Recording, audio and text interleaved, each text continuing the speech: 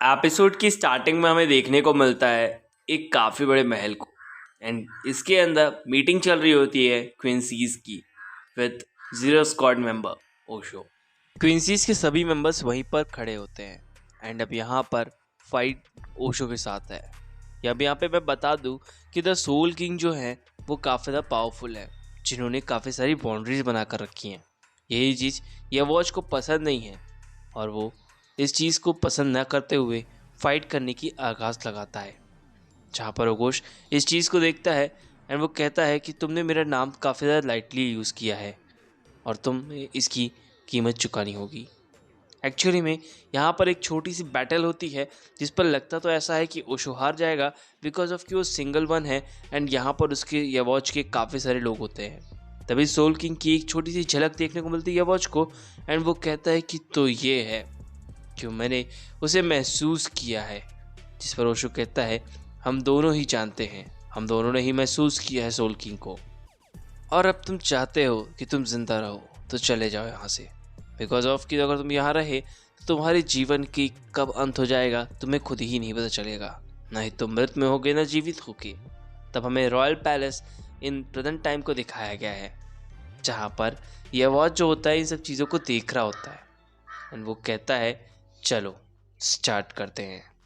यहाँ पर वो कहता है कि मेरी जो ओन आर्मी है वो यहाँ पर लेकर आओ। एंड अब यहाँ पर आर्मी क्रिएट हो जाती है क्योंकि इन लोगों के पास एक शेडो पावर है जहाँ पर ये काफ़ी सारे लोगों को बुला सकते हैं। वहीं दूसरी तरफ हमें देखने को मिलता है कि जो ये हमारा किचिको होता है उसके साथ एक बंदा आता है एंड वो कहता है कि वो भी चलेगा। सैंजू जो है गैंजू। खैर यहाँ पर उसके ओल्डर सिस्टर ने बताया था उनको द रॉयल पैलेस के बारे में। इचिको तो पहले हिचकिचाता है द रॉयल पैलेस ले जाने की। अब यहाँ पे सैंजू द गैंजू बोलता है कि तुम इडियट्स जानते ही हो मुझे कि मैं तुम्हारे साथ चल के रहूँगा। इचिको भी इस चीज़ के लिए हाँ कर देता है। आफ्टर ऑल इचिको के इस हाँ करने पे दौरान ही यहाँ पर हमें उराहारा को दिखाया गया जो कि लॉन्चिंग स्टार्ट कर देता है। एंड अब ये लोग वापस से जाने वाले होते हैं कहाँ पर, आप लोग को पता है द रॉयल पैलेस। एंड उराहारा 3, 2, 1 की काउंटिंग करने के साथ ही आप रॉकेट को लॉन्च कर देता है। इसी के साथ वो जाने लगते हैं। सभी लोगों की नज़र उन्हीं पर होती है। वो लोग इस चीज़ को देखते हैं एंड वो सोच रहे होते हैं कि फाइनली इन लोगों ने उस चीज़ को लॉन्च किया जो कि हमें डायरेक्ट द रॉयल पैलेस ले जा सकती है। वहीं हमें अब दूसरी तरफ देखने को मिलता है एक फाइट या वॉच के लोगों के बीच में एंड द जीरो स्क्वाड के मेंबर्स जो कि काफ़ी ज़्यादा पावरफुल है। एंड ये सभी के सभी सोल्जर्स जो होते हैं ये वॉच को भी मारने के लिए जाते हैं, लेकिन ऐसा कर पाना इनके लिए मुश्किल होता है बिकॉज ऑफ कि वॉच के आसपास एक ऐसा साउंड बैरियर क्रिएट किया हुआ है जिसे कोई भी भेद नहीं सकता। एंड ये एक्चुअली में व्यक्ति होता है जिसे हम लोग डब्ल्यू नाम से डिनोट कर सकते हैं। जिस पर वो कहता है कि तुम मुझसे छू नहीं सकते और मैं अपने बॉस को मरने नहीं दूंगा। तुम कितनी भी कोशिश कर लो तो मुझे टच कभी नहीं कर पाओगे। बिकॉज ऑफ कि इसकी पावर ऐसी होती है कि इसके आसपास इतना ज़्यादा बड़ा बैरियर है कि ये चाहे तो किसी भी तरीके की जगह को तोड़ मरोड़ सकता है और अब से इसे दूर भी रख सकता है। वहीं पर वो एक बंदी को चैलेंज भी करता है एंड वो कहता है कि तुम मुझे कभी नहीं मार पाओगी भले ही तुम कितनी भी ज़्यादा ताकतवर क्यों ना हो। जिस पर वो लेडी कहती है मैं तुम्हें बाहर से नहीं अंदर से मारूंगी और यही तुम चीज़ के लिए सॉरी। फाइनली द लेडी या फिर कहूँ जो वीवर होती है जिसका नाम हमें दिखाया गया है सेंजू मारू, और यहाँ पर दूसरी तरफ हमें देखने को मिलता है कि ये सभी लोग उस स्पेसशिप के अंदर बैठ चुके हैं जो कि डायरेक्ट इन्हें छोड़ेगी कहाँ पर, the royal palace. And in सभी लोग बात कर रहे होते हैं कि कुछ भी हो अगर हमारे साथ हमारा इशिदा होता तो हमारी टीम और ज़्यादा मजबूत हो जाती क्योंकि वो व्यक्ति काफ़ी ज़्यादा पावरफुल है एंड हमारा फ्रेंड भी है।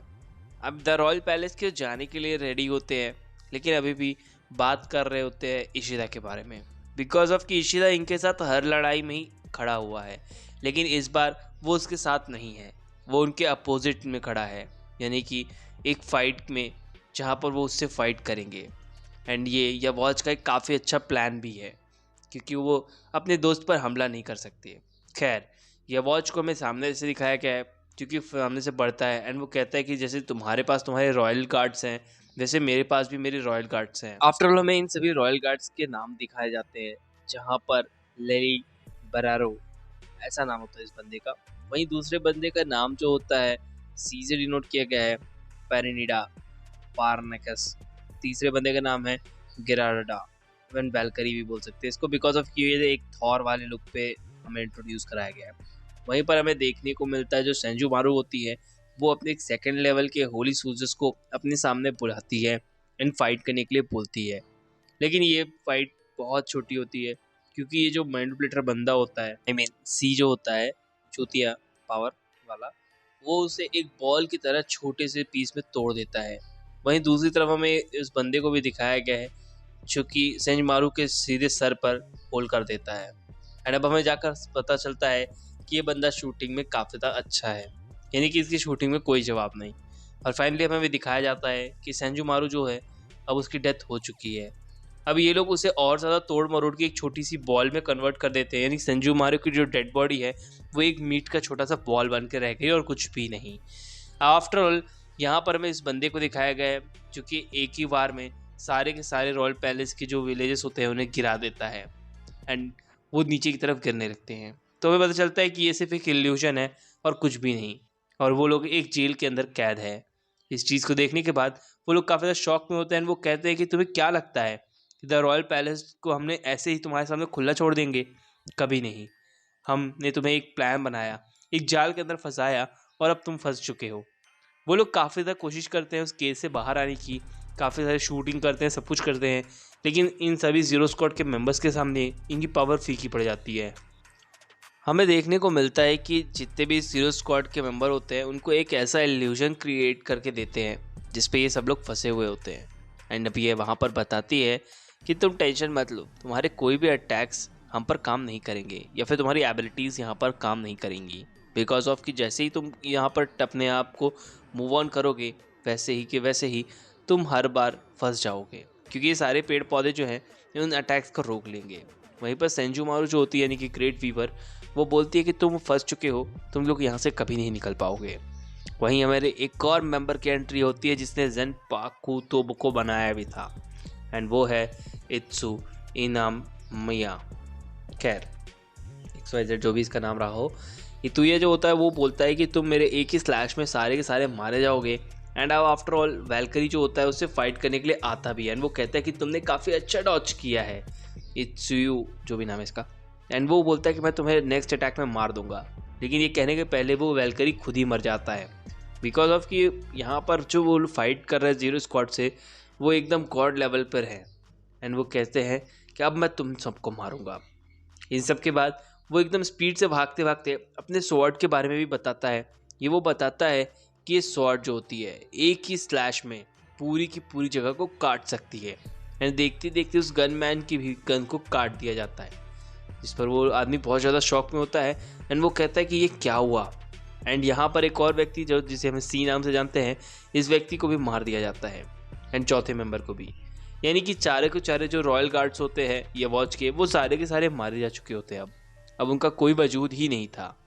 एंड ज़ीरो स्क्वाड के मेंबर रियली में काफ़ी ज़्यादा पावरफुल है, लेकिन यवॉच के पास इन सब चीज़ों का बिल्कुल भी टाइम नहीं था। वो चाहता था कि ज़ीरो स्क्वाड मेंबर्स काफ़ी इजीली ख़त्म हो जाए एंड यहाँ से वो काम करके द गॉड को भी मार दे। एंड अब फाइट करने वाला होता है वो ओशो के साथ, जिस पर वो स्केप करने वाली टेक्निक को यूज़ करता है, जहाँ पर वो एक छोटी सी कॉइन को पहले फेंकता है एंड कुछ समय बाद वो जब कॉइन ज़मीन पर गिरती है तब तक हमें पता चलता है कि वो वहाँ से स्केप कर चुका है। एंड ओशो इस पावर को देखकर काफ़ी ज़्यादा खुश भी होता है कि तुम्हारे पास स्केप पावर भी है। एंड इस चीज़ को कहने के बाद वो कहता है कि कोई बात नहीं ओशो, तुम मारे जाओगे, किचिबे ओई सोनबे। ये कहने के बाद इन दोनों के बीच में एक ज़बरदस्त फाइट होती है एंड वो कहता है कि तुमने मेरा नाम वापस से बहुत ही ज़्यादा हल्के में लिया है, इसकी कीमत तो तुम्हें चुकानी होगी। एंड अब वो कैशो कहता है कि तुम अब कोई बात नहीं है, अपने आवाज़ को नीचे रखो और अब तुम मुझे ब्लेम नहीं करना। पहले बता दूं ओशो सिर्फ एक पावर का नाम है इसके, एंड इसका नाम किचिबे है। एपिसोड यहीं पर एंड होता है।